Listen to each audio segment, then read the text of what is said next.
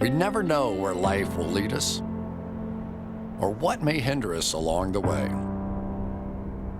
But while every day can feel like one big question mark, it doesn't have to. With the right insights, strategies, and solutions from Western and Southern Financial Group, together we can look ahead to leave the unknown behind.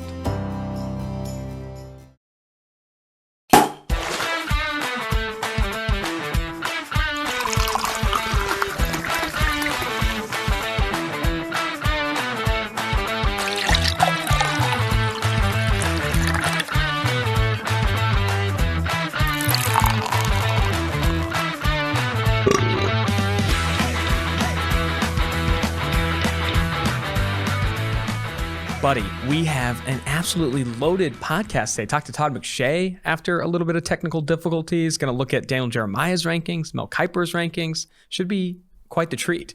Quite the treat indeed. Quite the treat indeed. At the back end, good conversation with Todd. No, it was awesome. Todd McShay was freaking awesome. He had a lot of good things to say. Yeah, better than the drunken conversations in Mobile. But It was still a really good conversation with him. He had some really good things to say about Caleb Farley, this quarterback class. I'm interested. You guys should definitely tune in for that. But first, let's look at Daniel Jeremiah's latest top 50. Big friend of the podcast. He's got Trevor Lawrence at 1, Kyle Pitts number 2. Remember, factoring in just like regardless of position, I think a little bit is in this. Looking at the best players in the draft, Kyle Pitts at 2. Jamar Chase is the wide receiver 1 at number 3 overall, just ahead of Zach Wilson at 4. Jalen Waddle, wide receiver 2, ranking at 5 for Daniel Jeremiah. And then Devontae Smith right after at 6, right after Jalen Waddle, wide receiver 3. Where I want to start the conversation is he has Trey Lance as the 7th best player in this class and ahead of Justin Fields, who comes in at 8, and Mac Jones, who comes in at 32 on his rankings. I know you recently moved Mac Jones up our board to around 13. In that 13 range, he has comment on Lance over Fields, and then also comment on the gap between Lance, Fields, Wilson, Lawrence, and Mac Jones. If you're just doing pure talent, and this is kind of what he talked about, Daniel, when he was on the show before the season. It's like, that's how big the gap is in terms of physical talent. It is that big. It's probably bigger. But you're still, like, it's still a performance-based position to a big degree.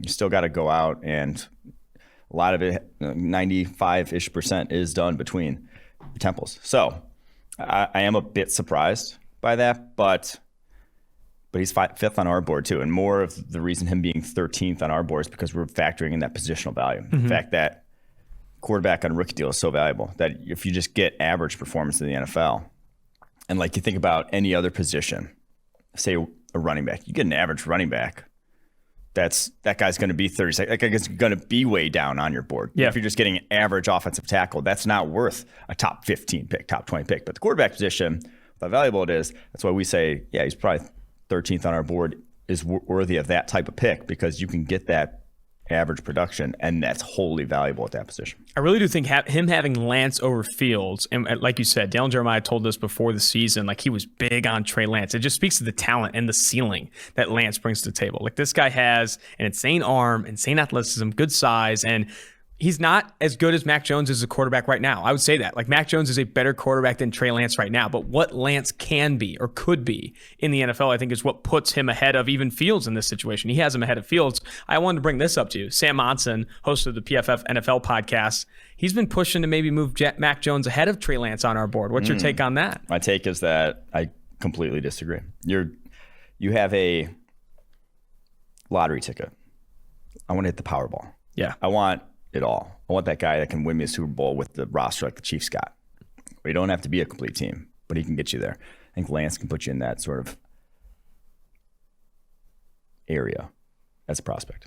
So, yeah, like I said, Justin Fields at 8, at 9. He has his offensive tackle 1, and it's been that way for a long time. It's Rashawn Slater of Northwestern coming in at 9. Patrick Surtain is CB1 at 10. Micah Parsons, linebacker, Penn State at 11. Then Penei Sewell, down 3 spots from the previous ranking he did at 12. And where I'd like to kind of stop next is Gregory Rousseau. Gregory Rousseau right now ranked as his 13th best player in the draft. He's fallen down some boards after what was an objectively rough pro day.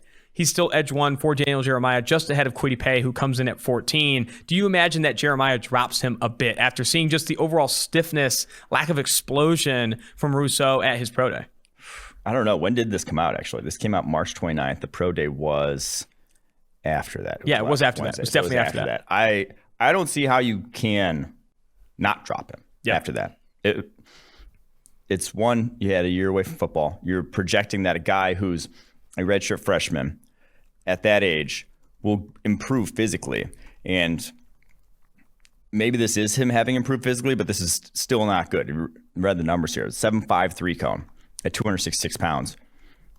4.45 short shuttle. Like, the agility drills are very poor. And then the 30-inch vertical jump, the pure explosion numbers, all below average, even compared to defensive ends. We're going to do full list of winners and losers pro day on Wednesday on that podcast. But man, you have to put him in the losers, because then by comparison, it's who he's going up against. The guy next on this list, Kwity Paye at 14, rocked his pro day. Absolutely. Jason Oweh, all-time pro day. His teammate, Jalen Phillips, every single box ticked. Like, slotting him in this class and going back in the tape and yes, it's very good for a redshirt freshman, but it's not pound the table half to get this guy, even despite a lack of physical tools. So that's the biggest thing to me. The only freaky thing about Greg Rousseau is his frame at this point. I really like Kwity Paye as edge one. I know that's where you have him right now. And I also think that right after that, if I had to choose number 2, it's Jason Oweh or Jalen Phillips. I don't know if Greg Rousseau is even the number 2 edge defender for me right now. I really like Oweh. I really like Phillips. And I know I'm going to need a doctor to know if I can even draft Jalen Phillips. I'm going to need to have that conversation about his concussions. But also, Azeez Ojulari is an interesting evaluation in this class, because he is also explosive in his own right. He had the arm length that was really, and he's already played a lot of good football. He's rushed the passer at a high level in the SEC. This is such an interesting edge class, man. I don't know. And we talked to Todd McShay, and that interview is coming up later in the show. He says some of the hardest positions to slot was edge. Hardest players to slot were this edge group. It was that difficult. Did you see that picture of Kwity Paye also at his pro day? Yes. Looked like a goddamn superhero. He looked like he was wearing a suit, like the Batman suit. You know how it's super pumped up muscles? That's what Kwity Paye looks like. He did 36 bench press reps at 261 pounds with 33-inch arms. Yeah. And then ran a 4.52. The guy's the freakiest drill. He tweaked a hammy and couldn't even do. He's not pulling out of the 3-cone because, I'm not going to run a good 3-cone. No, that's the one where he went sub 6.5 last year in the testing. We have the video to prove it. So this guy is just everything you want. That guy is a monster. Dude, played running back in high school too. He can get so much better in the NFL, and you have such a good base to build off of with obviously the tools he brings to the table. All right, 15, Elijah Vera-Tucker of USC coming in at 15 on Daniel Jeremiah's board. Elijah Vera-Tucker, just a side note, he's everyone's just guy in this class, I feel like. Yeah. Everyone's just Elijah Vera-Tucker, yeah, okay, yeah, he's good. Everyone just kind of universally agrees he's good. Not in the Penei Sewell, Rashawn Slater tier, but everyone's just yeah, he's great. Yeah, he's great.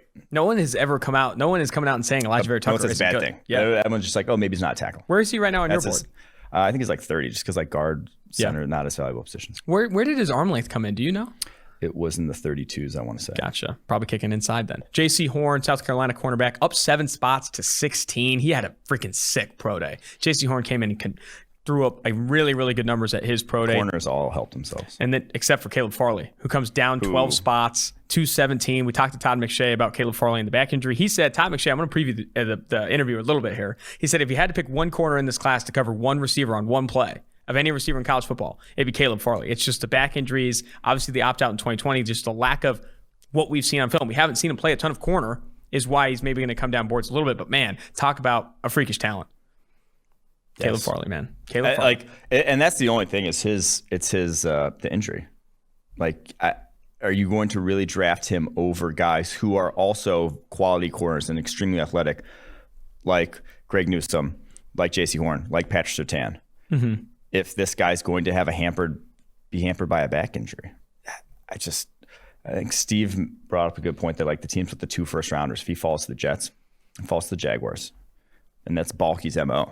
That was Balky's MO out in San Francisco. He was drafting injury risk guys left and right when they had that roster that was, no needs. We can draft injury guys. None of them ever really worked out. Maybe Tank Carradine kind of had some good years. But that makes a lot of sense for those teams, in my opinion. Caleb Farley coming in at 17, going to move down a little bit with valuing time here, but I wanted to jump to where he had Jamin Davis, Kentucky linebacker, up 11 spots, up to 24. We having a little bit of a conversation over the weekend or on Friday about just how big is that gap between Jamin Davis and Micah Parsons, because I mean, from an athlete perspective, this guy's got the length, he's got the explosiveness. You saw it at his pro day. This guy can turn it on. What is the key difference? Obviously, Micah Parsons has played better linebacker. He's also played it better for a long time. He's a little bit younger. All of those things factor in. But how big is that gap between Parsons and Davis? I still think it's pretty big. The biggest thing being 12 pounds. Like, Jamin Davis is 234. Micah Parsons 246. Micah Parsons can go line up, go one-on-one against your OT if he wants. 234, you're not going to. Like, it's just a different body type. That difference at that point. And then obviously similar levels of explosiveness, but the way Mike Parsons takes on blocks already it's just different. That's why he's different than a linebacker we've seen, since we started doing this. And that's him that's his true sophomore tape that we're basing that off of. So that to me is why. That's the biggest difference. I think it's still a pretty big gap, but Davis he calls him a day one player. Would not surprise me because that's what everyone's looking for. 4.4 speed at linebacker. Everyone wants it. And length. I mean, the guy's got good size, too. Yeah. He's good size, good speed, good athleticism. Moving down a little bit, here's some highlights. Greg Newsome, the Northwestern cornerback, up to 28. Azeez Ojulari up 10 spots to 29. Over Jason Owe, by the way, the freaky talent out of Penn State. Where I wanted to stop, though, was Joe Tryon. I haven't told you this. I talked to Joe Tryon, I think on Friday. You know how we've talked about how he's like, Levi Wuzurike told me he's a completely different player. He looks completely different. Yeah. Apparently, he recommitted to the kitchen and his diet has completely changed. And he is the most excited thing he's looking forward to in the NFL is seeing what he does with this new frame. He has a completely new frame than what he had at Washington. I'm interested to see, because he's saying. So no Eli Apple concerns here. No Eli Apple concerns. Which where he couldn't even make himself a meal. Eli Apple can't even cook. Joe Tryon, his concern might be he loves cooking too much. No, so it's not cook. He has a personal chef. Oh, okay. He's had a personal chef in the kitchen, but he's completely removed junk food. He was saying that in the year prior, he was eating Jack in the Box, Wendy's, all these different things. It's when you factor in what you put in your body, it's going to have some game-changing effects. I'm really interested to see what he's going to look like and what he's going to play like, because he's talking about it like he's a completely different player. He has a completely different frame, all this different stuff. I'm excited to see Joe Tryon in the NFL. We can also get Eli Apple on the podcast and ask him about it because he's here in Cincinnati now. Yeah. So it's Eli, a great call. Open invite, and Annie Apple, too. Surviving. She's got her own podcast. All for it, man. Coming in at 36, down 10 spots. I mentioned your take here, Christian Darrisaw, Virginia Tech offensive tackle. I think he ranks 17th or in that range on PFF's board. What's the shade going at Darrisaw? People are souring on Darrisaw. No, he's awesome. I don't get it. Someone's going to explain that to me. Why is he falling? People saying he's fallen. He did not test his pro day. Did he have an injury? Is that why? Didn't test his pro day though, but 6'5", 322. He's another one of those big boy tackles. You don't necessarily have to be the most fleet of foot when you have that size and the power he plays with. I'm still unswayed on Christian Darrisaw. Another name to bring up, and a guy that moved up significantly on Daniel Jeremiah's board and the PFF board, was Elijah Moore. Ole Miss wide receiver, up 12 spots to 38 on Daniel Jeremiah's board. I think he cracked the top 30 on your board, didn't he? I was going to say, some of these guys sneaking in, these are PFF's guys here. So he sneaks in now onto his board. He's got Elijah Moore going up 12 spots. He's got Asante Samuel Jr. going from unranked into 39th overall. He's got Quinn Miners going from unranked to 44th overall. He's the Wisconsin Whitewater interior offensive lineman. And then Elijah Molden also making an appearance on the top 50 also. Those are all some PFF faves. DJ coming around. Love to see it. You love to see it. The other thing he's got, too, is he had Tutu Atwell in his previous ranking at 36. He's out of the top 50. And I'm not Tutu Atwell piece. I'm not surprised, man. It's crazy. We didn't talk to Todd McShay about this. We didn't have enough time. But, Todd McShay still has him up there in the top 40, I believe. Tutu Atwell up there, right ahead of, if not. Ahead of Rashad Bateman. Yeah, right ahead of Rashad Bateman. If you have Tutu Atwell ahead of Rashad Bateman, I need to know what's going on. I'm interested. Is it the weight? I see so many people on Twitter, so many analysts talking about Rashad Bateman's weight. How concerned are you? We haven't talked about this a ton. Rashad Bateman coming in at 190. You would like to see him start putting it back on because obviously listed at 210, not just this past, the last 2 years, he's been listed at 210 pounds. Also listed at 6'2". I'm not sure if that's changing. And he was almost 6'1" is what he checked in at, 6 foot and 5/8. That's what I tell people how tall I am. So we're the same size I'm about 185. So you're looking at Rashad Bateman right here. This is the body type you're dealing with. This is Rashad Bateman for you. This is what peak wide receiver 4 looks like. He'd never wear that outfit, but sure. Okay, thanks. But you can't be outfit. I know I can't be outfit policing anymore after your history. But oh man, yeah, it's disappointing.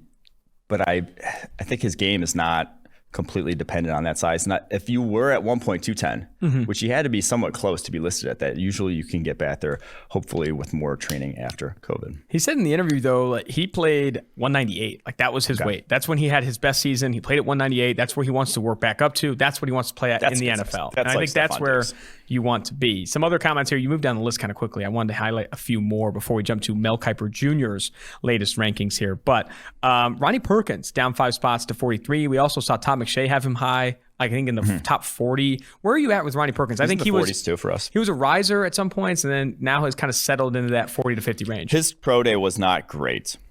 I wouldn't call it a faller of a pro day, but I think he ran the 4.7s. For an undersized guy, you want to see undersized numbers. Like you want to see him be legitimately athletic for even, put up numbers that look like a wide receiver.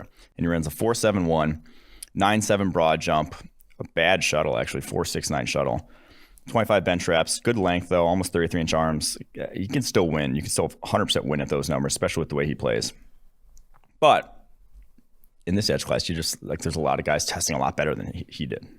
What I'm finding interesting is also he has Kadarius Toney as his wide receiver 4, ranked 23rd on his board. And then a little bit further down, he has... scrolling a little bit here. Terrace Marshall Jr. is his wide receiver 5 at 37, Elijah Moore at 38. And we don't see Rashad Bateman until wide receiver 6 at 48th on his board. Again, we talked a little bit about Rashad Bateman already, but are you valuing Elijah Moore, Terrace Marshall, Kadarius Toney ahead of Bateman right now? No, I don't think so. Bateman's got that solid all-around profile that you want at the position. Like I don't really have questions about how he can win from the outside. Now, if you watch this past year, but that is the problem. A lot of it's based off of 2019 tape. This past year's tape, you can justify that to me being low on him based off of what he put on tape this year because he's not doing the same stuff. It's from the slot. Like he's not. If you watch this tape, you can be unenthusiastic about what he put out there. But I do think tested out well athletically. Obviously, the production's there. There's no real negatives. The biggest negative right now is that he didn't weigh in at what we thought, but he also didn't weigh in a bad way at all. Last comment on Daniel Jeremiah's rankings before we jump to Mel Kiper Jr. on some of the fallouts here. Davian Nixon of Iowa, a guy that you've been relatively fading compared to the consensus for a while. He's out of the top 50. And then Aaron Robinson, a guy that was like Daniel Jeremiah, I think, put in a first-round mock draft a couple months ago maybe, and now he's out of the top 50 as well. I just couldn't get on board. I think Tutu Atwell and Aaron Robinson were two guys where it's like size concerns, specifically arm length for Robinson. It's like, I don't know if I'm valuing both those guys as first-round players, and we see Jeremiah kind of jumping on that trend as well. Yes. Again, DJ's listening to the pod. DJ's listening to the pod. Bucky said he listens to the pod. Yeah. Loves the pod. Love to see that. When are we going to get DJ back on, though, by the way? He's got to come back on soon. I'll work it. Producer David Sofaro is going to be all over it. We're going to get him on. I'm talking to JT O'Sullivan, maybe Nate Tice. QB Whisperer. Thursday was opening day. I had a few beers. Just a couple. And then Friday. Dude, I ran into you at 6 o'clock. You were dark side of the moon. Friday, I sat on the couch and watched all of JT Sullivan's QB breakdowns. It was actually really nice. Nice, man. We're going to get him on the pod. I highly recommend. All right, let's go ahead and jump now to the Mel Kiper Jr. rankings. First thing I got to bring up is that I don't think there's a ton of value in looking at the big board itself because it's not factoring in the positional value. There's some interesting things there. We're going to spend too much time reacting. He doesn't have the cool tiers like Todd. Todd McShay's got the sick tiers, man. But I'm going to look at his positional rankings. Going to first start at the quarterback position, get your reactions to this. Trevor Lawrence won. Can I have my take on his positional rankings again that I have every time I look at him? Yes, please. The position groupings that he has stink out loud. He has these players all grouped together in one of his positional rankings.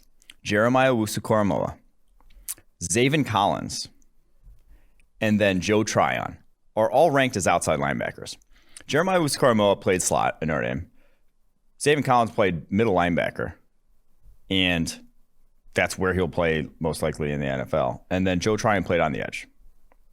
And Quincy Roche is in that too. And Patrick Johnson. And wait, Jason Oweh's in that one too. Those are a mess, dude. It's a mess. I said there's not a ton of value in the big board, but here the position and then one more take.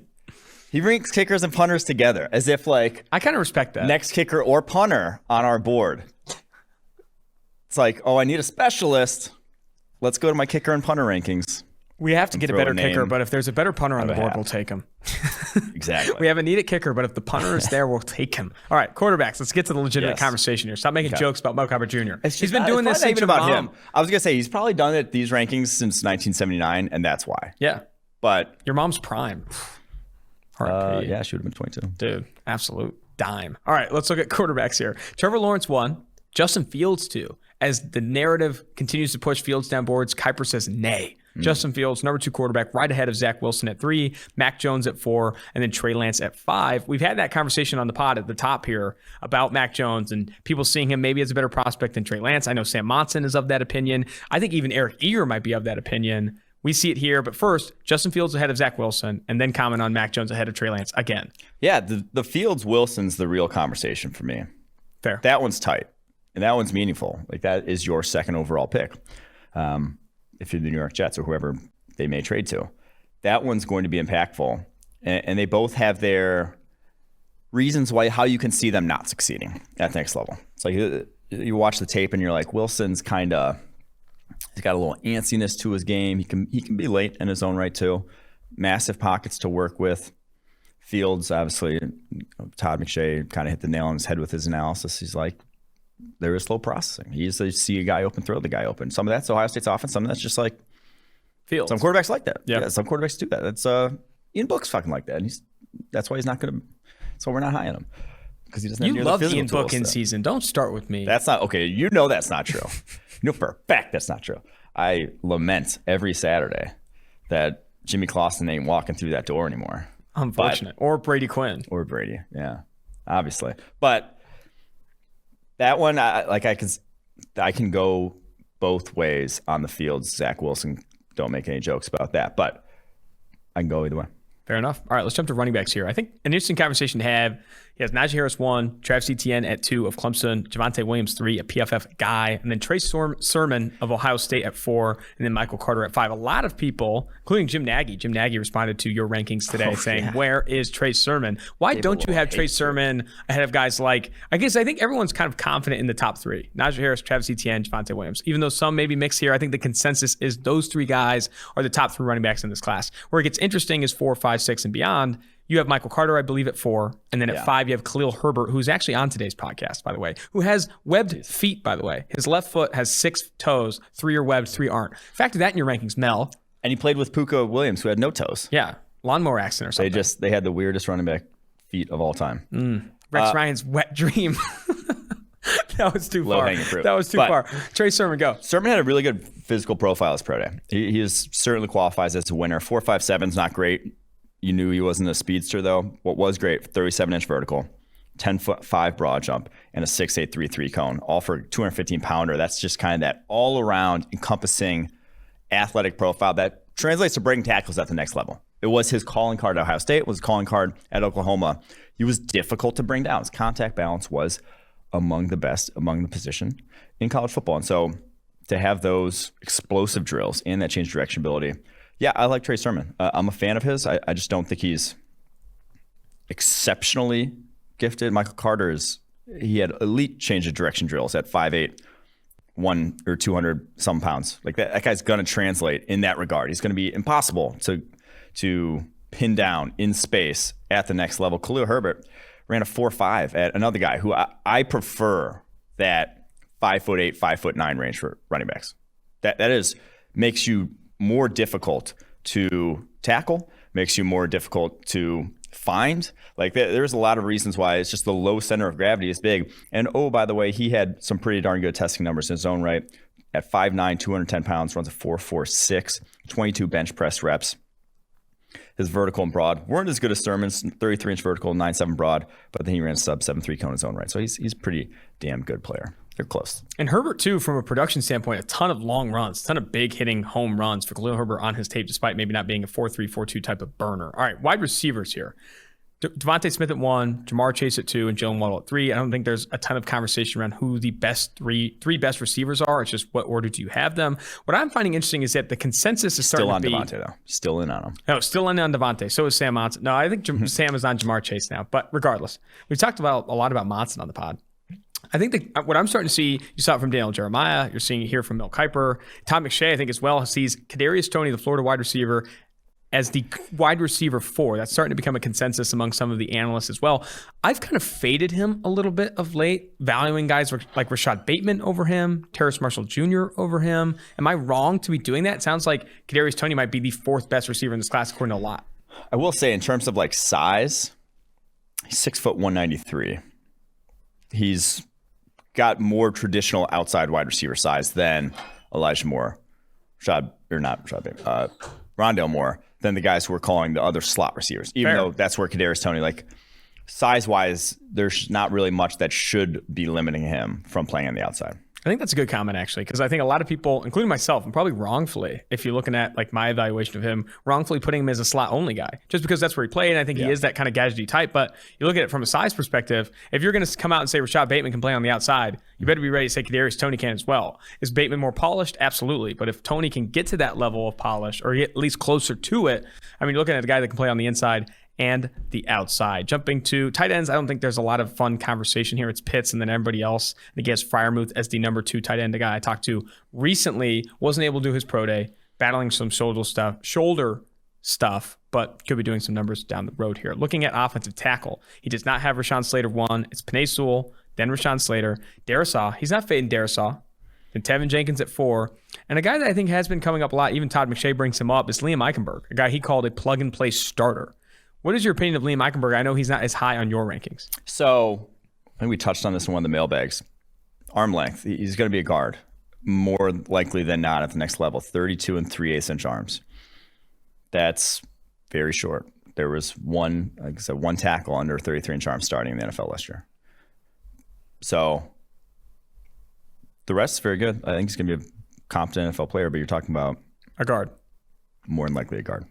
Speaking of guards, he has Sam Cosmi of Texas, a guy that has prototypical offensive tackle traits and length and size at guard, right behind Elijah Vera-Tucker. His guard rankings are Vera-Tucker at 1, Cosmi at 2, Aaron Banks at 3, Aaron Banks of Notre Dame, and then you have Wyatt Davis of Ohio State at 4, and Trey Smith at 5. And then another thing here, because you didn't see Alex Leatherwood in his tackle rankings, he has Leatherwood at guard as well. Yeah. A guy that when we had him on the podcast, he said, one of the first things he brought up that teams are telling him, they love his versatility. Like they think he can play inside a guard right away. And I'm not surprised that maybe Mel Kiper is hearing some of the same things and saying maybe Leatherwood comes in and plays really, really good guard out of the gate.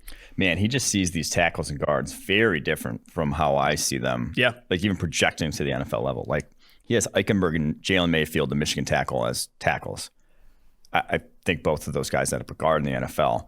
Whereas Cosmi would floor me for him to end up at guard. And Leatherwood, I could see why, but I think he'll stick at tackle for some wins. The desperation at tackle is too much. Mm-hmm. Teams need tackles. There's not a lot of offensive lines that have 2 good tackles and suck.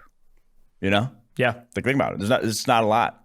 If you have 2 quality tackles, usually you have a fairly solid offensive line. Absolutely. All right, going to skip past center rankings here. Not a lot to comment on. Landon Dickerson of Alabama at 1, Creed Humphrey of Oklahoma at 2. Looking at edge defender here, this is going to be tough because the way he splits these up is interesting. Because defensive ends and outside linebackers, it's like, okay, so he has his defensive end rankings, Kwity Paye, then Jalen Phillips, then Gregory Rousseau, then Ronnie Perkins, then Carlos Basham Jr. Let's stop there. Let's just stop there. I love that Ronnie Perkins is 253 pounds. He's like 10 to 15 pounds lighter than Joe Tryon, who is listed with outside linebackers. So you go to outside linebackers, as Jeremiah Owusu-Koramoah is his number 1, Zaven Collins of Tulsa at number 2, Azeez Ojulari at 3. So I don't know where he compares Azeez Ojulari to a Jalen Phillips or Gregory Rousseau. And then he also has, looking more at outside linebackers, he has Jason Oweh at 4, Chris Rumph at 5. I think we saw Todd McShay, too, have Chris Rumph at what? Inside his top 50, top 60? Yeah, 60-something, 66. What's your take on that? Chris Rumph's a PFF guy, man. That guy wins in PFF system. So Rumph, interestingly enough, might have touched on this right, 244 pounds as pro day, but didn't work out. And that was the biggest thing, is he looked less explosive this year because he was 225 pounds his best year in 2019 when he was kind of that sub-package, joker, defensive, whatever, played all up and down the line for Duke. But he was 225 pounds. Insanely talented. But just can he get to an NFL weight to rush the passer? I don't know. Talk to a kinesiology degree. Who does frame analysis? Whoever does for frame analysis for I have no idea. To see how big guys can get. I need to talk to that guy about Chris Rumpf to know what you can expect him to feasibly get to weight wise, and then obviously maintain that athleticism. Doesn't test as pro day probably because it wasn't going to be great. But I'm a huge fan of his. Just been burned on a lot of undersized defensive ends. It's just not a position that translates well when you don't have any sort of power aspect. Well, he's not a defensive end. He's an outside linebacker. My bad. Okay, yeah. Milton Williams is defensive end who played exclusively defensive tackle this year at Louisiana Tech and weighs 284 pounds, but that's a defensive end. Milton Williams is an insane. I was looking at some combine stuff and pro day stuff, and among players that weighed in at over 280 pounds, Milton Williams' pro day is absolutely absurd. It was legendary. It was insane what he did at over 280 pounds. Looking at defensive tackles here, we're going to see some normalcy. Christian Barmore, defensive tackle 1, as PFF has stated since the jump. Levi Muzurike at number 2. Davian Nixon of Iowa at 3. Then we have the 2 USC guys, Jay Tufele and Marlon Tuipulotu at 4 and 5. Then we start to see some of the big dogs. Marvin Wilson at 6, Bobby Brown at 7, Aleem McNeil at 8, Tommy Togiai of Ohio State at 9, and Tyler Shelvin of LSU at 10. The more I look at these rankings, the top 10 guys, it's deep because you're going to ask all these guys to do different things. Like you're going to ask, like when you're bringing in a Shelvin or a Togiai or a Bobby Brown, like you're going to ask these guys to do different things. The only thing I kind of hate about it is how low he is on Aleem McNeil. Yeah. The D tackle class is kind of cheeks, and you're seeing these all over the map because of it. Like there's after Barmore, which Barmore is like 1 or 2 for everybody. After Barmore, there's no real consensus on 2, 3, 4, 5 or anywhere in terms of even grouping. I mean, you see, you have to think that the defensive tackle class is deep at okay players. Like you see, like I mean, like you can get an Aleem McNeil. It feels like last year's tight end class, where it's like I'd love to take one in the 4th. Yeah. After Barmore, obviously being one, maybe the only top 30, top 40 player. Going to inside linebackers here. I will say though, Tommy Togiai, we'll touch on him in the Pro Day podcast that we're going to do on Wednesday. But man. He had a pretty sick pro day. His bench was 40 reps on the bench, and then a 7.23 cone at 296, which is an elite figure at that size. Man, all right. Tommy Togiai, also a friend of the pod here. Inside linebackers, Micah Parsons of Penn State at 1, Jamin Davis of Kentucky at 2, Nick Bolton at 3, where I find this one interesting. Bolton Hive, Chaz Surratt at 4, right ahead of Jabril Cox, your guy, Jabril Cox. And then after that, this linebacker class kind of does drop off. Cameron McGrone of Michigan at 6. Baron Browning, the freaky athlete from Ohio State that you want to go down to either or outside linebacker. It's hard to say. After Mel Kiper. I don't know. Maybe kicker punter. He's probably one of the few guys that's highest on Dylan Moses, having him ahead of guys like Monty Rice of Georgia. But your opinion on Surratt over Jabril Cox, and then having maybe Moses that high?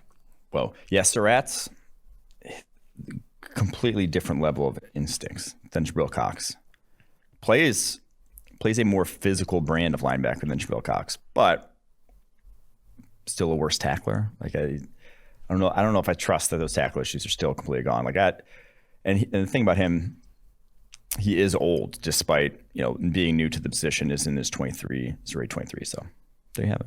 There you have it. All right. Cornerbacks and safeties. We're not going to go over his long snapper rankings. Not this podcast. Maybe dedicate a whole podcast to it, but not today. Cornerbacks. He has Caleb Farley as CB1. I think this might have come out before the back. Yeah, before the back injury, but still, the back surgery, that is. Caleb Farley is CB1. Todd McShay had a lot of good things to say about Caleb Farley. Make sure you tune in to that interview. Caleb Farley at 1, Patrick Surtain of Alabama at 2, J.C. Horn at 3, and then Greg Newsome of Northwestern at 4. I will say, you're starting to see a consensus on who the 4 best guys are. It's Farley, Surtain, Horn, and Newsome as those 4 best guys. Probably those 4 guys that could go or should go in the first round of the 2021 NFL Draft. After the big 4, who do you feel like the best cornerback prospects are? Who are your favorite cornerback prospects after the big 4? I was going to say, you buried the lead here.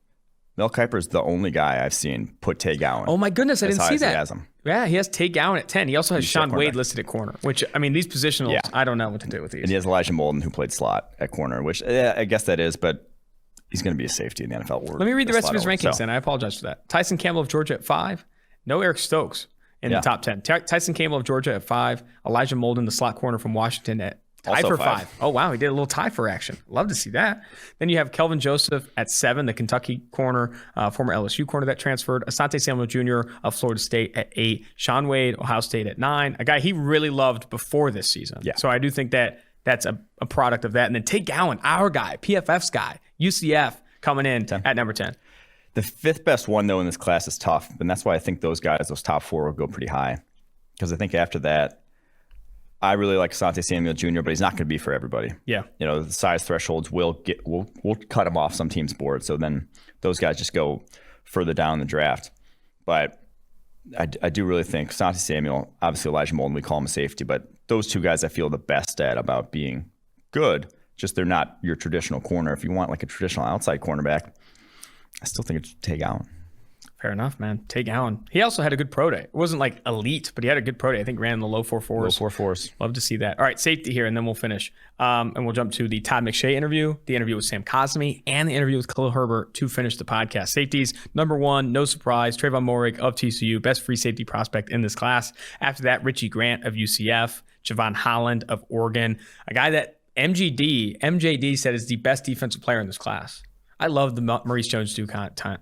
Maurice Jones-Drew When's 2.0 coming out, MJD? We need mock draft 2.0. I need it. So Javon Holland at 3. Then he has Andre Cisco of Syracuse at 4. DeMar Hamlin at 5. The pick Last year his 2.0 came out at the end of March. What's he doing? Sleep at the wheel. Dude, sleeping at the wheel. Too busy gassing up Javon. My guy, though. My guy. I'm with MJD.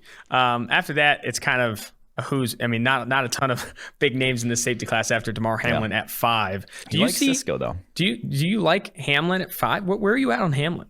I like Hamlin. Hamlin and Gillespie are in the early 100s on the PFF board, which is around safeties 6 and 7, I think. It's this safety class. What's your opinion on the safety class overall? I don't love it, but I do think there are. Oh, wow. I just realized he doesn't have Jamar Johnson even ranked in his top 10, the Indiana guy. So that one's surprising to me. I think he's safety 2 on PFF's board. But you were late to his tape, though. Maybe Mel is too. Very, very possible. That I would not be surprised. Dude's barely played. Yeah. I mean, he had 400 snaps this past year, was the most he played in a single season. So I do think, though, you have a few all-around guys and then a few role guys, and then it's kind of cooked. I just don't love the depth of the safety class. Fair enough. All right, that's going to do it for Mel Kiper Jr.'s rankings. A lot of fun stuff.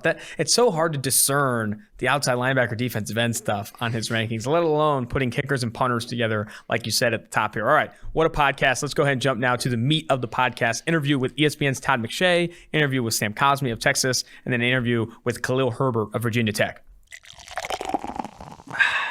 Now joining the 2-4 Drafts podcast is ESPN's Todd McShay, also an analyst on the First Draft podcast. Definitely recommend everyone to go check that out. Not just this draft podcast exists. Okay, First Draft, Mel Kiper Jr., Todd McShay, get it done. Todd, great to have you on the show. Good to be with you. What's going on? Dude, living the dream out here in Cincinnati. Weather actually isn't terrible. There's like 8 days a year in Queen City where the weather isn't too bad. So we're living it up here in Cincinnati. Go ahead. My family's from Cincinnati. They live in Mason. Oh, nice, man. You got to make your way out here. Get in studio. Yeah. We'll avoid the technical difficulties if you're sitting right next to us, that's for sure. It would be a lot easier, right? It would be a lot easier. Where I'd love to start, man, I think where a lot of the discourse has been around the draft, I mentioned your take as well, is just who your top 5 quarterbacks in this class are right now. I know you dropped an article where you tiered your draft rankings for ESPN.com today, but I'd love to hear your thoughts on the top 5 quarterbacks in this class. Yeah, I mean, it's obviously the biggest story of this year's draft.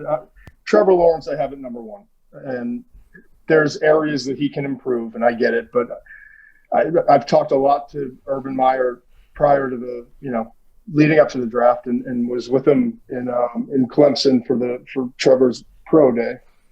And what he loves most about Trevor is his twitchiness and how, you don't get many 6'6" quarterbacks that can get the ball out as quickly or have the footwork that he has. And with so many screens and quick game that Urban wants to run with that offensive system, it's important to be able to kind of be that shortstop that just turns 2. After that, I think Zach Wilson is the next best quarterback, and it's difficult because you're looking at BYU, and it wasn't Zach Wilson's fault. It wasn't BYU's fault. It was just the circumstances. They couldn't play the level of competition that they expected or wanted to play this past year. And so he was feeding off of kind of poor defenses for the most part, but he's so gifted in his ability to extend the play and feel the rush. And if it's coming from the outside, climb the pocket. And if it's coming from the inside, slide away from it and then take off running if he needs to. After that, I think it's kind of, I would say, a second tier, in my opinion. I think it's Trevor and Zach. And then after that, Trey Lance from North Dakota State. His accuracy is not where I want it to be at this point, but he has everything else. He processes quickly. He's built like a tight end or a defensive end. He's strong. He's competitive. He loves the game. Every feedback that I've gotten from North Dakota State has been outstanding about just his passion for the game. And then Justin Fields from Ohio State. I think he's more accurate than Trey Lance, but I don't think he processes as quickly. And I think that he, just watching all the tape, he loves to see his receiver come open versus anticipating throws.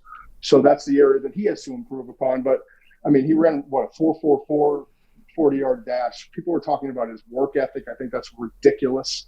I mean, just look at him. He's a vegan. He's in unbelievable shape. He didn't have to play this past year and could have been the number 2 overall pick potentially, but came back and played. And from a work ethic standpoint, I have no issues with Justin Fields. It's just him being able to process a little bit quicker.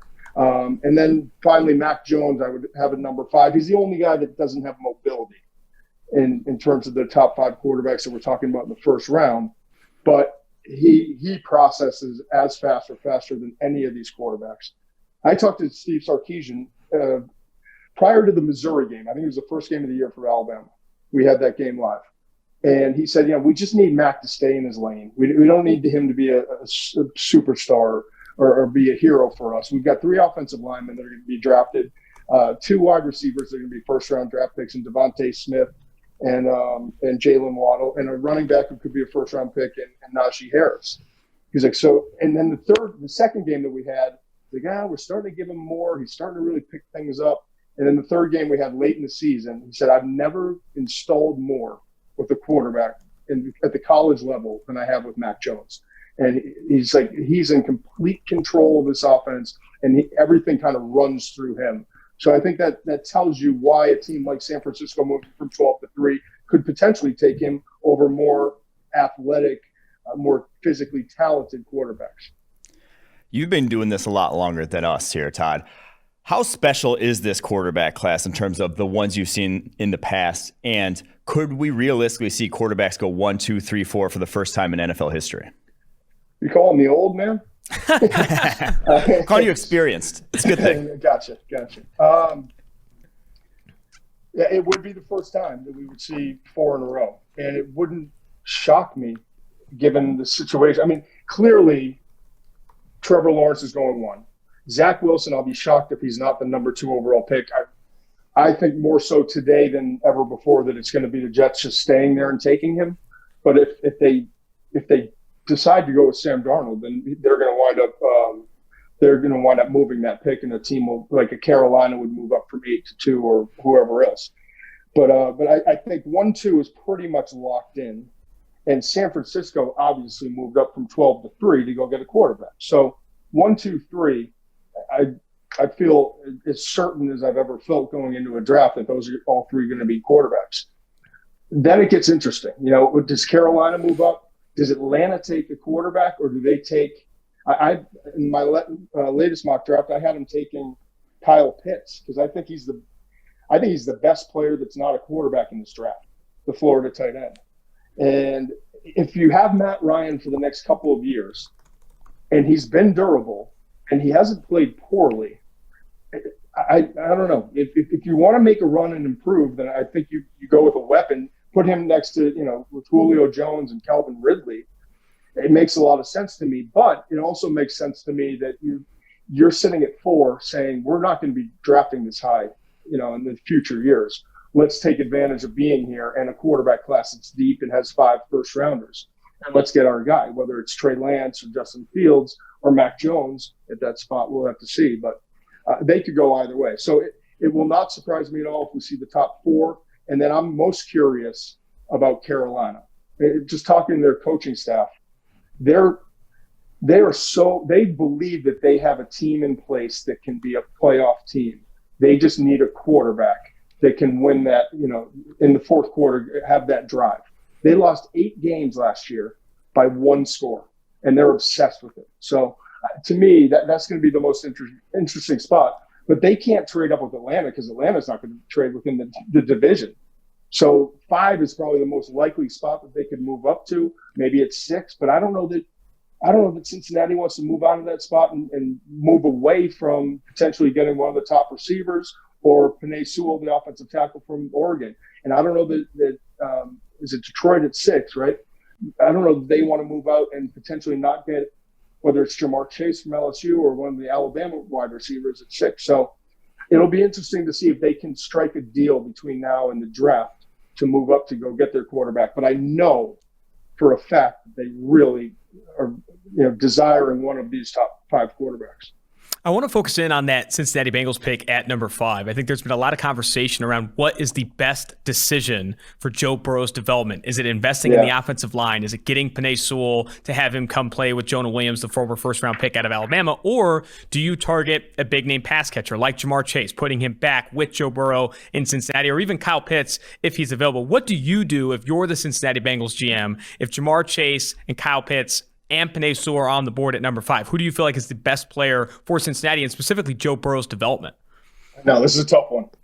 I would look at it, and this is what I frequently do, is as a combination pick, meaning knowing what I can get at 5, what's available, and then what is going to be available in the second round. Mm-hmm. So listen, I love Penei Sewell, 330 pounds and long and physical, and he's a great finisher, and I think that would be a really good pick. And if you're in Joe Burrow's house, it's mom and dad and 2 brothers that play college football, and his dad's a coach. I mean, they would be thrilled to see their son protected better, right? Mm-hmm. But how do you pass on Kyle Pitts if he's available? And if Pitts goes 4, as I had him going 4, how do you pass on Jamar Chase, who set SEC records in receiving yards and receiving touchdowns in 2019 when he was with Burrow? So that to me would be the difficult part. Now, there are really good receivers that you can get in the second round. There's no question about it. Terrace Marshall from LSU could possibly be available. He might go late first. Elijah Moore is a great slot receiver with exceptional speed from Ole Miss. Tutu Atwell is the same kind of guy from Louisville. There are so many receivers. So Rondale Moore is another one from Purdue. So there's so many guys that we're talking about, 4.3, 4.4 speed that you could wind up getting early in the second round. Offensive tackle, there's a lot of depth too, though. I mean, we talked about Penei Sewell, and we talked about Rashawn Slater from Northwestern. But after that, you still have other really good guys like Tevin Jenkins from Oklahoma State. Liam Eichenberg from Notre Dame is going to be a plug-and-play starter. Jalen Mayfield has a lot of talent. He's not fully developed yet coming out of Michigan, but he's 6'5", 320 pounds and can move. And even down the line, like Samuel Cosmi, who ran, I think in the 4.8s at his pro day at Texas and has a lot of athletic ability. So there are other guys that you can get in the second round is my point. But I personally, it would, in my opinion, it would be, if I was making a decision, it would be Pitts, then Jamar Chase, and then Penei Sewell in terms of the pecking order for Cincinnati at 5. What do you have the tiers up on? What do we think? Yeah, I'm all in on, I think if Kyle Pitts is there, I'm in agreement with you. I think the positional scarcity at tight end, there's only 3 game-changing tight ends in the NFL. And right now, Kyle Pitts, in my opinion, could come in and be a top 5, top 4 tight end in the NFL out of the gate. And that opinion, and where it gets interesting is Jamar Chase versus Penei Sewell, because obviously there's a ton of receiver talent in this class, but how many receivers come off the board of the big 3, Jamar Chase, Devontae Smith, Jalen Waddle, before we get the slot types? Guys like Elijah Moore, guys like Kadarius Toney, guys that are going to play in the slot at the next level. I do think I'm leaning Kyle Pitts or Jamar Chase over Penei Sewell, knowing that I can get a Sam Cosmi or a Walker Little or maybe a Tevin Jenkins, Christian Darrisaw later in the draft. I go Kyle Pitts because you can find a wide receiver. You can't find a Kyle Pitts. Yeah. Kyle Pitts don't exist. You can't find a Kyle Pitts is probably the best way to put it. Mike, I know you had a question. So we talked, we were talking about your tiers here up on ESPN.com. You have 6 tiers, 107 players. And I love the way you did it because I do think tiers are far more indicative than a pure draft ranking numbering these guys. Who was the hardest prospect out of any of these to put into your tiers? That's a good question. I would say, well, first of all, this year's been so difficult because so many of these guys that we're talking about in the first round are opted out or injured, like in the case of Jalen Waddle after 4 games. But I would say the edge defenders I've struggled with, Kwity Paye, I love his suddenness and I love his motor, but I don't necessarily think he was utilized properly all the time. I think he can be a better pro than he was at Michigan. Greg Rousseau, we didn't see play this last year from Miami, but he had 15.5 sacks the year before, and he's obviously very athletic. And then his teammate who did play this year wound up with having an explosive year, Jalen Phillips, having an explosive year, and he's more power where Rousseau's more kind of speed and athleticism. So those guys I struggled with a little bit. And looking at it, the quarterbacks were difficult in terms of where they actually ranked versus where I think they could go. And then getting into the off-the-ball linebackers, I really like this group, but I know that they're not going to go extremely high. Like Jamin Davis is an outstanding player. He's long, he's athletic, he worked out well at his pro day.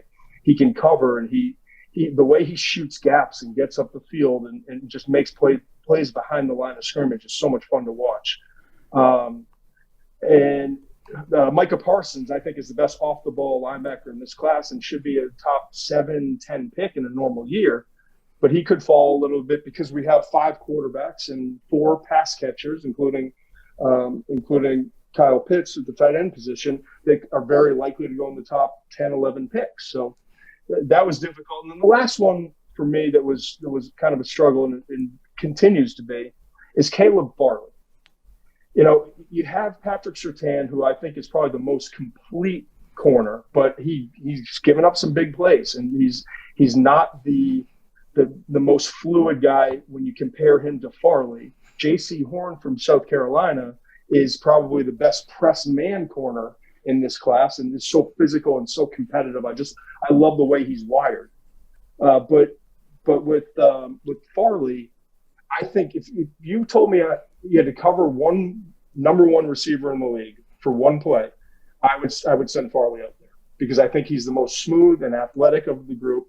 He has an unbelievable knack, whether it's reading the receiver's route or his eyes in trail, of being like knowing when to turn his head and go attack the football like a wide receiver, and that's what he does best. And I'm so impressed watching his tape with his ability to adjust. But he also has the back injury now, and so I think he could fall a little bit because teams are concerned about the durability and how long it's going to take for him to recover. So that was another guy who I think is right up there with Surtain and Horn, but I dropped him a little bit simply because of the durability aspect.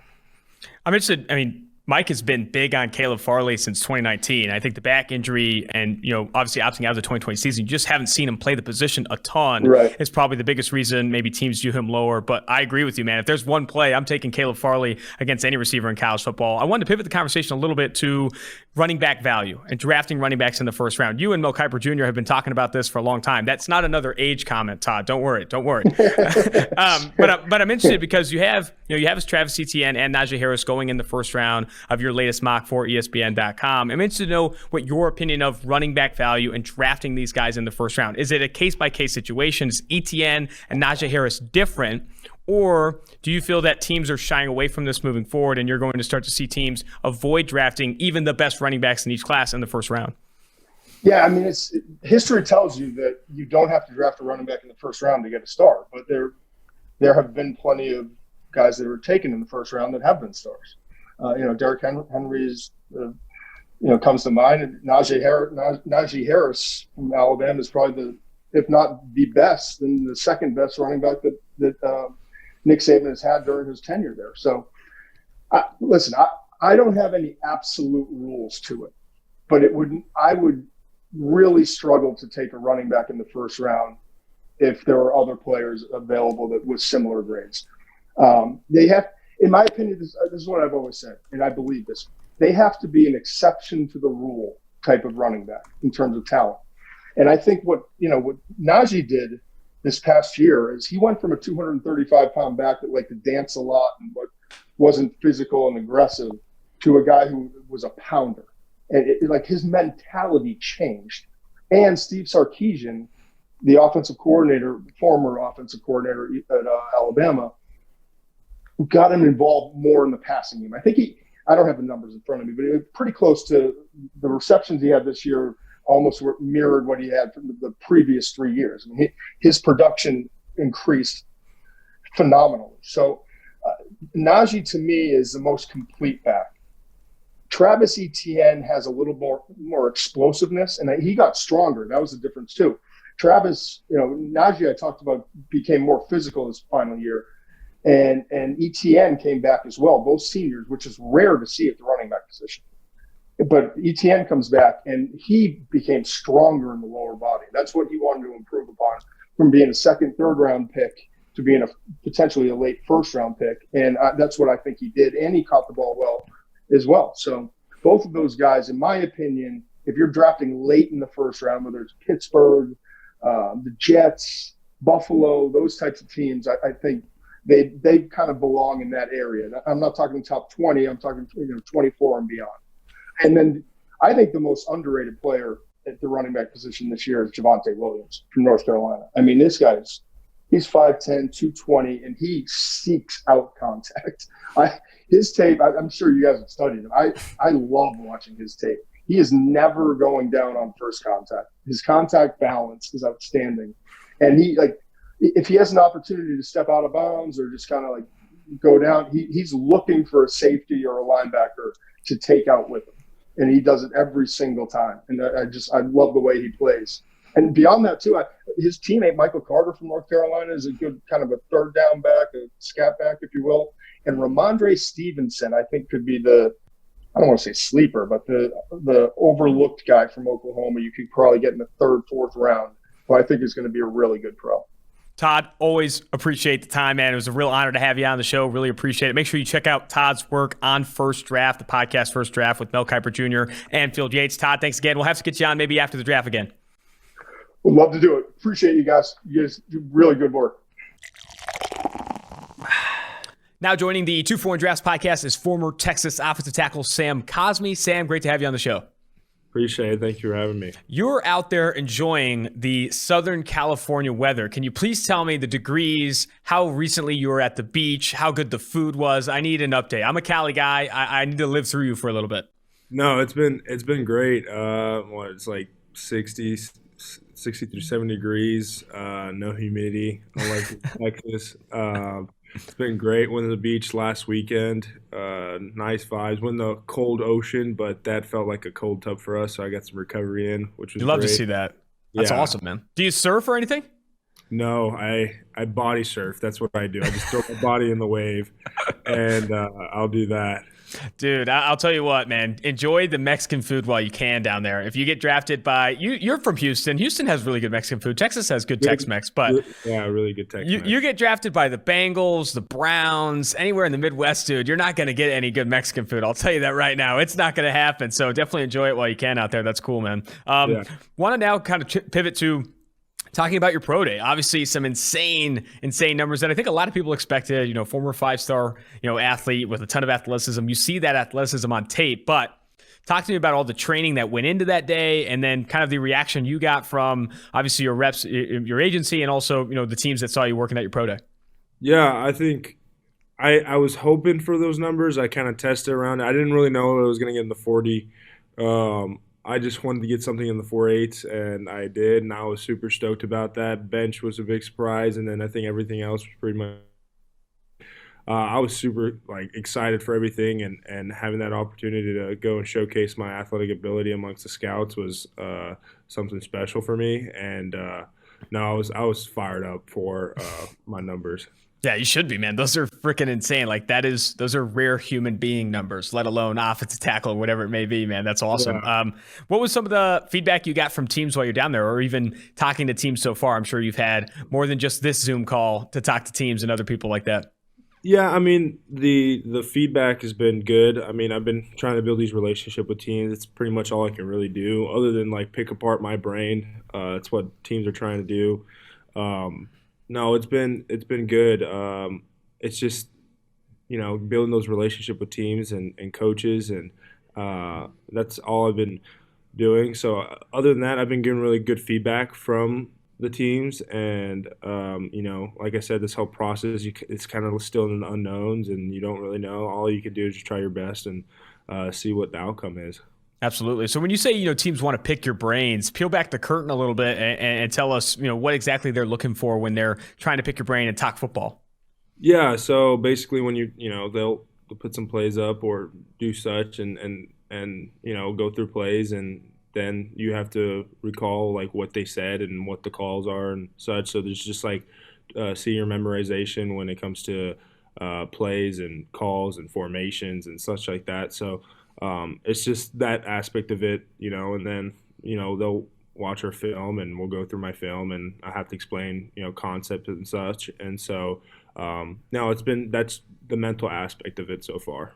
Gotcha, man. Well, I want to go back to your game a little bit and talk specifically about how, where PFF sees your key strengths in this class. Putting our scouting hats on and evaluating talent. We see obviously athleticism being one of those big things. But another thing that I don't think maybe a ton of people have brought up with you, but we feel a big strength of yours is experience. I mean, you have had a ton of reps in traditional pass sets, in traditional pass protection type of assignments, and performed really well on that. You're one of the best pass protecting offensive tackles in this class, according to PFF's grades and metrics. In addition to having obviously this elite ceiling, moon level athleticism, do you think those two things are kind of what separates you in this offensive tackle class, or you go ahead and put the scouting hat on and tell me what you think your biggest strength is or your biggest separator in this class is?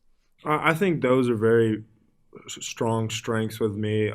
Definitely hit it right on the nail. I think one other thing is just like my consistency with like not having injuries as well. The day I started, I never missed a snap in my 3 years of playing, and so that was a big factor for me. And just the experience aspect of it, just constantly being there, playing through minor injuries or such like that. I think that's another strength of mine. For sure, the pass blocking ability has been great for me, and then all those things you just said, I think you just hit it right on the nail. The injury stuff is massive too, and that's not just all luck. Obviously there is such a thing as bad injury luck, but to stay as healthy as you were and on the field as much as you were, I'm sure a lot had to go into that. Talk to me about the things you do off the field, in practice, in the weight room, sleep schedule. I'm sure is even a part of it to kind of just stay healthy, to make sure that you're always on the field. Yeah, I think the biggest thing was like mobility for me.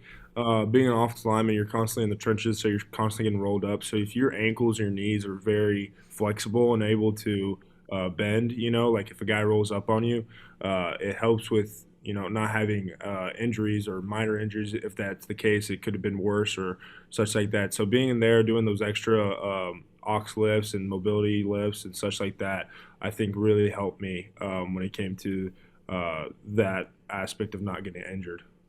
What do you feel like your biggest area of improvement is, or maybe from feedback you've got from teams, where do you want to get better the most, or most improve, I guess is a better way of phrasing that, going into the NFL? Yeah, I think going to NFL, just, the speed of the game is going to be a lot college, and just being quicker, more explosive. And those are the kind of things I've been looking for, just that quickness. I think, once I get my technique or wherever team I go to and how they want to coach my technique and such. But no, I think it's just the speed and quickness of the game, and me being explosive is something that I'm going to be working on. What's your opinion of positional versatility along the offensive line and that importance? Obviously, being able to kick inside, play both tackle spots, even play center. How often are you asked about that, or asked about playing different positions? Obviously, you have the prototypical tackle frame. Not a lot of people are going to ask you to kick inside, but I'd be interested to know what your opinion of having that positional versatility, having that 5-tool skill set to play all those positions is. I think it's huge. I think having the ability to put your best 5 guys on the field and figuring out that as a coach and having a guy that's more like a Swiss Army knife is huge for him. It gives you more space to work with, and having that ability is massive for especially playing on both sides. And I feel like I have that ability too, because I feel just as comfortable on the right side and on the left. So I think that's a huge part of that. So no, I think that's a great benefit. And at the end of the day, like I said, put the best 5 guys on the field to win you a championship. So going back to your time at Texas, I'd be interested to know more about your film study in the week leading into a game. What you look for on film and what all goes into your preparation for a specific opponent, a specific defense, or even a specific pass rusher. I've talked to offensive tackles that will chart every single move a guy does before they go against him, or look at his pre-snap stance versus what he does on the other side of the ball. All that type of stuff I think is really cool to hear about in terms of what you're looking for on film from a preparation perspective. Yeah, for sure. I think it goes back to on like Mondays, we're putting together a KYP, know your personnel. You're dissecting the guys. You're just starting off with the personnel. So first off, I'll find their primary move, with what move they like on, pass protection. Secondary moves, if that's a move they find like once or twice a game. You get limited third downs or even second downs or whenever you're passing the ball. Mm-hmm. But third downs especially, and then the counter moves. Let's say their first move didn't work out, and they go into their counter move. What's their counter move? They like to spin. They like to work back inside. What do they go back to bull? And then those are some things with the pass protection aspect of it, but dissecting that aspect. And then when it comes to watching the run, are they an aggressive runner? Are they a gap integrity type of runner? Are they a free lance type of run defender? What aspect are they? So I'm just dissecting that. And normally, with being a college student as well, you have limited time when it comes to doing classes, doing football and such. So I'd try to watch most of the time like 3 to 4 games of their recent games and see and then I'd ask my coach, hey, what schemes do these guys go against that are similar to ours, like opponents they've gone against? So I'll watch those games just to watch scheme wise. So that's how I kind of dissect versus each guy going down the line. Yeah, and how has that film preparation kind of changed in the off season? What are you looking for now on film? Have you had an opportunity to maybe turn on film on yourself, critique yourself in your own game, or are you watching even NFL guys, watching other offensive tackles in the NFL? I'm watching myself and looking at my technique and things that I've been talking with Joe Staley and just things that I've been working on and seeing that I have to improve for the next level. And then, when I'm watching other teams in the NFL, first of all, I dissect guys. I watch the set. So what type of set the tackle took, or what's the type of set the guard took. Mm-hmm. And then, I look at, hey, versus this set, he does this move. And then I'll put right next to it, like categories, and then a note section saying, hey, this is what he did wrong. This is how he could have fixed it, Yeah, that's awesome. Yeah. And are you doing that work in Excel, Notes app? Where's that work going? I have that on my notebook. So I have that actually at home in my apartment. And so, yeah, when I jot that down, I've been watching on Exos and been able to still get film and dissect that. So very cool, man. That's awesome. Are there any NFL offensive tackles, maybe it's Staley or whoever, that you kind of cater your game after, that you watch and say, man, like those are the sets I want to take in the NFL? I think when it comes to I love watching Joe, but I love watching David Bakhtiari. He's a guy that I can relate with. Just size aspect and the way we look, and David, he's just so consistent with his base and how he's able to anchor down when he gets into contact and how explosive and quick he is, and he has a unique stance that I don't think I can mimic, but no, I watch him a lot. And going back to your time at Texas, who were some of the edge defenders you went up against in your career that you feel like were the best guys that you went up against? Shoot. A lot. You faced a lot of top competition there in the Big 12. The thing is, there's a lot of guys I can give credit to. I think when I played LSU, K'Lavon Chaisson was a good opponent. I'm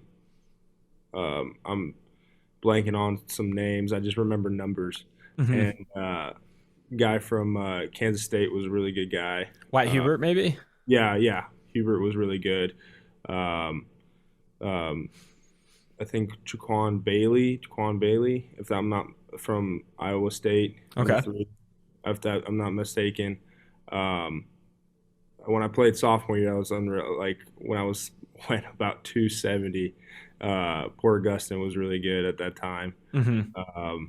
There's so many guys. I'm just going down the line. I'm trying to think. But no, I've been going against a lot of good opponents. Battle tested, man. Absolutely battle tested. To finish here, and I kind of ask every prospect this, I'm always interested in this, is kind of what your motivation or your why is to play football and continue to kind of make the sacrifice you do, not only to play at the collegiate level and then obviously pursue a career in football in the NFL. Yeah, I mean, I think the biggest thing about it is just like my love for the game. Like I couldn't see myself doing anything else right now besides football. Like I'm putting all my eggs in one basket. Like I see myself as I couldn't imagine not having football. Like I don't know if I don't know it's sound, but I don't know if I could function without football. No, I think that's fair, man. I mean, I'm not surprised by that. I did have one more for you. I forgot. I'm interested. So I talked to a lot of wide receivers and corners, and I feel like trash talk comes easy for those guys because you're seeing so many. You're seeing the same player over and over. But offensive tackle versus pass rush is kind of similar. Do you ever get in the mental game of it? Do you ever talk a lot of trash on the football field? No, I won't start it, but I'll always finish it. That's a good answer. Yeah, I'm not. If I'm going against a guy and we're having a good battle and like there's a mutual respect there, you know. But if I have a guy that's wanting to talk back and trash talk, then he's going to get some back, and then like I said, I'll finish it. So perfect, man. Yeah. That's funny. That's a good answer. I appreciate that. Well, I wish you the best of luck moving forward, and thanks again for coming on the show. No, appreciate it. Thank you. Now joining the 2-for-1 Drafts podcast is former Virginia Tech running back Khalil Herbert, actually PFF's 5th-ranked running back in the class, coming off a monster pro day. Khalil, great to have you on the show. Great to be here. Great to be here. I'm excited to join us. Absolutely, man. You are a PFF darling. A lot of you rank highly in a lot of the forced missed tackle stuff, yards after contact, explosive runs, and it's all coming after a really monster, what many are calling kind of a breakout year for you at Virginia Tech. But it's a late breakout, not because of necessarily talent level or development. It's just opportunity, splitting carries there at Kansas, make the transfer, I think in the middle of the 2019 season to go to Virginia Tech as a graduate transfer, and then light it up in Blacksburg at Virginia Tech. Talk me through that transition from Kansas to Virginia Tech and what all went into kind of that blow up year for you with the Hokies. Yeah, it was a wild transition. I ended up redshirting after my 2019 year and graduated and went to Virginia Tech that January. But I think the biggest thing would be my relationship with the O-line, and the coaching staff believing in me and giving me the opportunity to just be on the field and get the ball in my hands, whether if it's kick return, catching the ball in the backfield, run the ball. Just give me the opportunity and believing in me. And then those guys up front, we had a monster O-line, and they opened up some gigantic holes for me. So, I can't. Every highlight you see, I'm running down the field, and it's a big shout out to those guys. So. Let's talk more about that relationship you have with the offensive line, specifically Christian Darrisaw, one of the top 20, top 25 players in this class, a guy that's an absolute behemoth up front for Virginia Tech. What was your relationship with him on and off the field? Yeah, on and off the field, that's a guy that when I first got there, we just kind of interacted, we embraced, and, it was instant, like, clicking. Him, Lasita Smith, Brock Hoffman, those are the kind of guys, like, we go to the cold tub together, hot tub, cold tub, we'd watch film on Monday mornings together. We go out to eat together. Even when I was just back in Blacksburg for pro day, we went out to eat. So just that kind of relationship when I first got there, kind of lasted and built over quarantine when we were home. And then when we got back to school in the summer, we were rocking and rolling. Looking more at your pro day, obviously hit 22 reps on the bench. I think you said that your goal was 21. So you love clearing that number. Also a 4.46 40-yard dash, which is 77th percentile among running backs. But for a running back at 210, I do think has added weight there. How do you feel like you did? I feel like I did great. In January I set a bunch of goals that I wanted to hit at my pro day, and I hit them all right on the head. So I was really excited. I was real pumped, and I feel like I did a great job and helped myself. So. I also want to bring up the Juice nickname. I mean, I heard you're in line here for some juice box stuff, some sponsorships here and there. You got a lot coming. You got a lot coming your way with the Juice nickname. Where did that originally start, and what is the reasoning behind it? So that started in high school. Just the way I am on the field with my teammates in the locker room, at practice every day. I'm bringing the juice, and I'm getting people going, getting people excited. So that started in high school, and it stuck with me ever since. And it's been growing ever since. And you went to American Heritage. Were you there the same time that Surtain and Tyson Campbell were there? Yeah, so yeah, they were on my team. Dude. They were sophomores when I was a senior. So I've talked to Patrick Surtain and had the conversation about, did they even throw the ball on you guys? Because you had two former 5-stars who run in the 4.3s, whatever it was. I need your perspective. What was that team like, playing for that team, all the success that you had there at American Heritage? Yeah. It was crazy. It was full of 4 or 5 stars at practice. So the competition level was real high. Practices, everybody's going at it. But it definitely made me a better player. But just being around such high group of talent and, a bunch of guys that know how to play the game of football, I think pushed me just to be the best I can, especially in high school.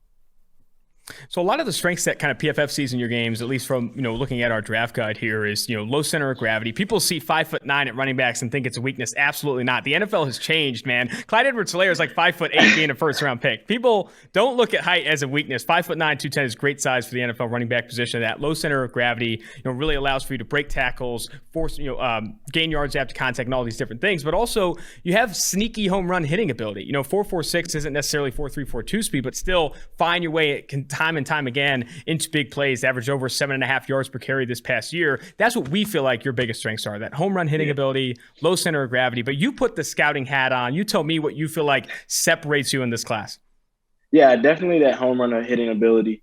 Being able to, take those runs, the big plays, and take them the distance is something that, I feel like you've got to do because you just don't know how drives are going to end. And I think my vision is one of the biggest things. I'm able to see things that not a lot of people can see. But, I was surprised that people are saying like that my height is a concern. I'm with you. Running. Every running back I know of, even from back in the day, is usually like 5'8", 5'9". Tiki Barber, LaDainian Thompson, they're probably like 5'9", 5'10". But those guys had no problem with their height, and it's helped them, have great careers down the road. 5'9", 5'10" is the sweet spot, man. You get to 6', 6'1", you're almost too tall. You don't want to be in that. You don't want to be getting, cut down like that. That's for sure. I'm also interested, when I talk to running backs on this podcast specifically, I like to bring up like how much the position has changed over the past 5-10 years. The expectations for a running back in the NFL is so much more skewed towards the passing game, pass protection, catching the ball out of the backfield, running routes from the slot, running routes outside. Like, you're asking running backs to do so much more than be this 350 carry back that runs from under center all day long. How have you kind of adjusted your game with how the NFL is adjusting to what running backs actually do in the league? Yeah, just being able to do everything. When I get the ball in my hands, inside, outside, get those short yardage gains, get those long runs outside or around the perimeter.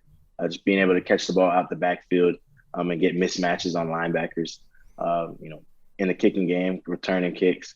But just being able to do everything and create mismatches and make yourself more valuable to stay on the field really is what I've been looking at, especially these last couple of years. You see guys like Christian McCaffrey coming out, just being able to do everything.